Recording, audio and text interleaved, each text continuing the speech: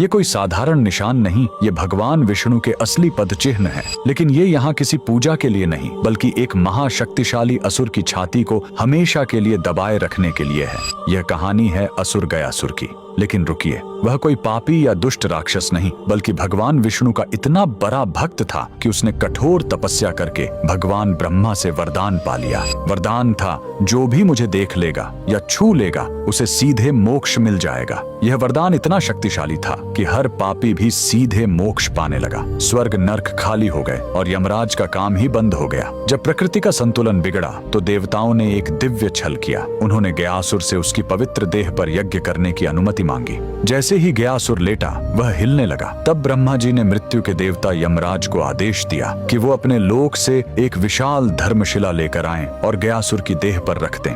लेकिन गयासुर फिर भी हिलता रहा।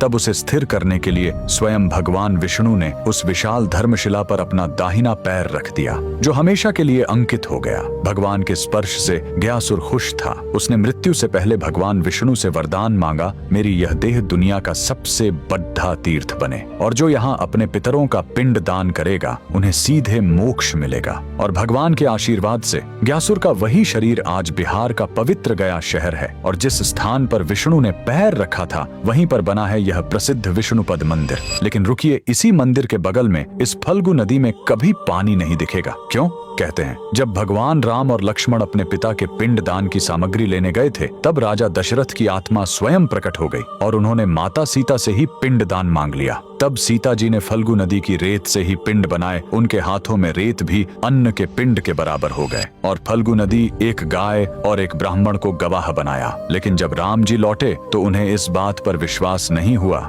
कि बिना सामग्री के पिंड दान कैसे हो सकता है। और राम के अविश्वास को देखकर तीनों गवाह डर गए और झूठ बोल गए। तब क्रोधित होकर सीता जी ने तीनों को श्राप दे दिया और फल्गु नदी को श्राप मिला कि तुम हमेशा सतह के नीचे ही बहोगी। कमेंट में जय श्री विष्णु जरूर लिखें।